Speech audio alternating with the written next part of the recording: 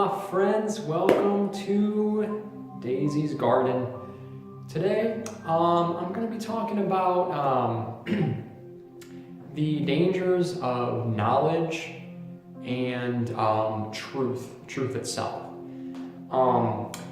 This is something that can be applied to anything and everything, pretty much. When it comes to knowledge, it's important to know that things that you learn, this is talking pretty specifically, like philosophically and consciously. Other things this might not be as big of an issue. But when it comes to this kind of thing, the things that you learn, you have to implement, you have to apply them too. It's not just, there's a certain cap that you'll reach. Where you will learn a certain amount of things before you can move on to the next level. You know, you have to apply what you've learned, and then you can learn more about that. You know, you kind of add to it as you go. I know I'm reading a book by Peter Ouspensky right now, and he talks about the importance of growing your being and your knowledge simultaneously. You know, what you learn and know from direct experience from yourself, you can implement these, different tactics, different, consciousness functions, and you can branch off of those and grow your being into a whole once you apply things that you've learned enough. So in the basics, you learn about just how everything is the same, and that there's not many divisions between us and any inanimate objects. Like we ourselves are a concept that is constructed from our ego. So you learn about how vital the ego is and how important that is. So I think like a basic thing with learning this kind of stuff is the ego. And once you learn about what its characteristics are, some of them, you can start kind of being aware of when those instances come into play. Sometimes, obviously it's a work in progress, of course, but you kind of can start picking up on things that you weren't aware of before. But then you get in that kind of work and you're like, oh wow, you start really noticing different things. So, but then once you're there, you learn different stuff. And then it's all about, changing yourself as you're learning things. So, you just implement what you learn and then you just grow that way. A lot of people kind of tend to get ahead of themselves and, claim things that might not necessarily be true. This happens a lot with religion and science.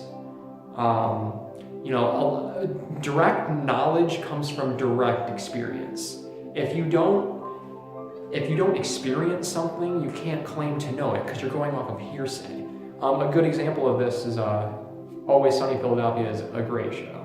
And there's one scene where they're having a debate over evolution or creationism. And Dennis he's for evolution, and then Mac is the creationist. And I think he's pretty much by himself. Everyone else kind of agrees with evolution. But a big point that Mac brought up, which is pretty incredible to think about, because I used to be the same way. I was very scientifically driven. And he said that, Dennis had this point about the Bible and about how, you don't know who did it, you don't know who wrote it, you're taking it on faith that it's real. And then he brought up, if you haven't poured through the data yourself, the scientific data about, evolution, that how can you know it's real? Because you didn't go through it, you're taking it on faith that they knew what they were talking about. So, you don't know what they're talking about, you're just taking it on faith. So you're doing the same thing that religious people do. It's just a different version. A more, religious people are more, out of this universe, a creator in general. And then science is driven, mainly things that you can see to believe. So people, believe scientists because it's way more easy to prove science than religion. But when you don't know. You don't know. You have to take it off of like a scientist's word that it's correct.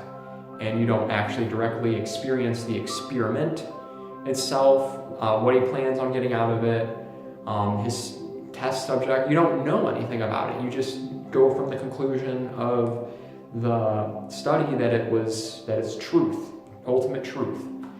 And I think that's kind of where there's a problem, because, in order to know something, that's a very for sure word to use, to say no. That's just as saying like you're certain, you're sure. No is a very powerful word. It's one thing to say you think, because and if you really think about it, this goes very deep. This goes very deep. If you've never been to space, you don't know the Earth is round. You don't know the Earth is flat. You don't know. You can't know because you haven't been to space. You take it on NASA that the Earth's round, and there are things you can do to strengthen that argument about the Earth is round. But if you're not in space, you cannot directly see that it is. And then the same with how big it is. How big the Earth is can go into even how small atoms are. If you've never been able to see, have a cellular microscope, and you're not able to see actual cells and what they're made out of, and then even deeper into the string theory and all kinds of that stuff. If you haven't seen that, you don't know that's real either. You're just taking it on faith that someone else has experienced it, and you're going off of their experience. And in order to really grow knowledge, you can't do that. You have to kind of be in an ignorance is bliss kind of mindset, where you take everything that you hear as a grain of salt, but things that you experience, you have a way better idea and a way better judgment than some other person that had done that same thing. It's about direct experience rather than hearing about someone else's direct experience. It's all about, what they said or what they felt or what they saw or heard, whatever, this all comes from just 5 different senses. So it's pretty crazy, just how knowledge and, actually truly knowing something can be. I still do this still because it's an egotistic thing to do, to know, or an egoic thing to do, to know something. Even with direct experience, you're still attached to that concept of whatever it is. So even with direct experience, it's still kind of egoic. We're just, very tied in with the ego, and, and the higher self is something that I've kind of been thinking about lately, about how, I've always kind of thought that the higher self was this part of the ego that wasn't the ego, but everything we kind of know is the ego. So how can the higher self exist? And in my opinion, something I've been thinking of lately that I thought was kind of cool was that your higher self is kind of like ethereal energy. It's kind of like that connection between matter of being a human being, and then energy being the source, the main source of energy that we have come from. And so I feel it's just it's that in-between energy between, or I could say no self, instead of higher self, where you're just being, as opposed to, having your ego full of concepts and ideas and imagination and stuff. So it's kind of just that link between the source and matter. I believe that, and even that, even me believing that is egoic, because I haven't experienced something I haven't experienced no self, so I don't know that. It's hard to explain it using language, because kind of everything you say is somewhat contradictory to this entire thing.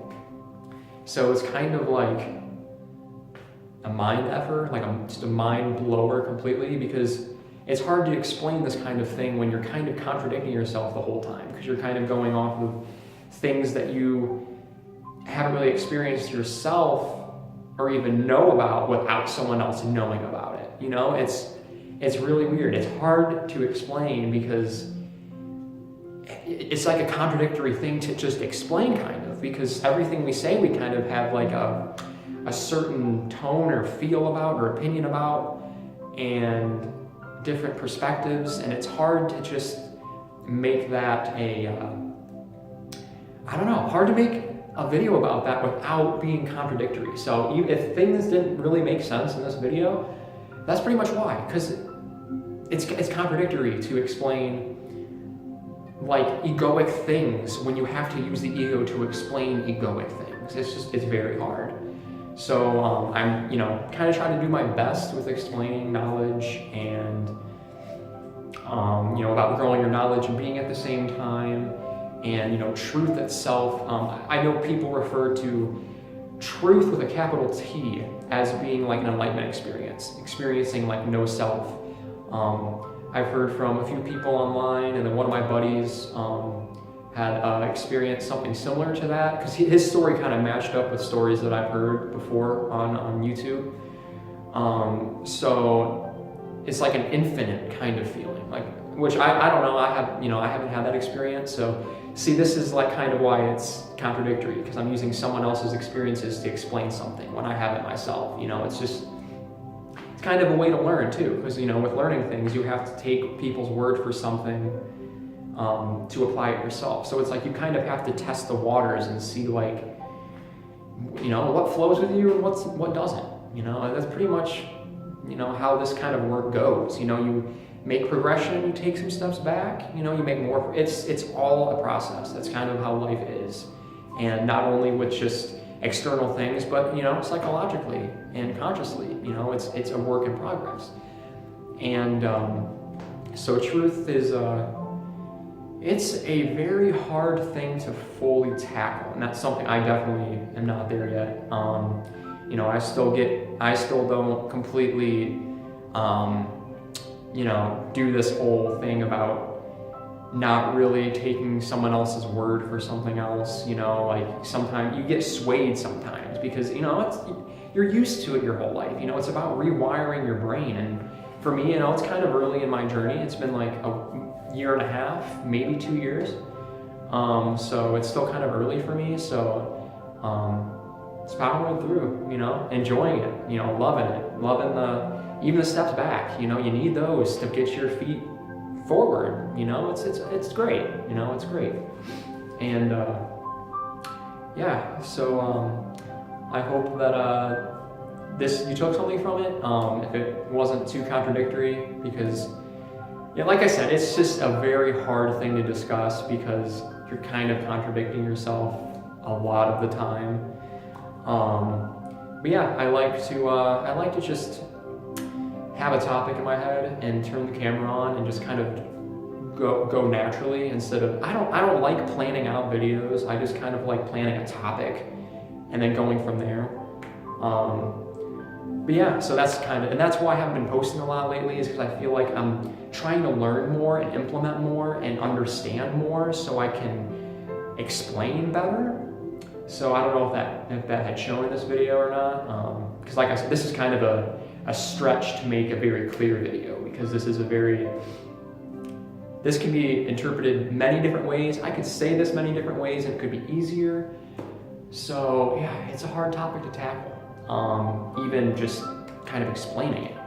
But yeah, I hope you're all having a great day today, of course, because you can make every day a great day. Even if it's not the best day, you can make the best of it, But yeah, so that will be all for today. I will definitely have a lot of things planned for this upcoming spring and summer, with like nature stuff. But yeah, because I'm gonna be going outside a lot more. Got some plans for that, which will be very cool. But yeah, hope you're having a great day, of course. Like I said already, I just like putting that out there more than one time, because sometimes I get in little rambles before I actually end the video, which I'm doing right now. And it's funny to be aware of that and to cut it off there. So from there, I hope you guys remember those nature baths and prana breaths to keep you grounded, keep you present, keep you calm. All right, I will see you guys very soon. See you guys.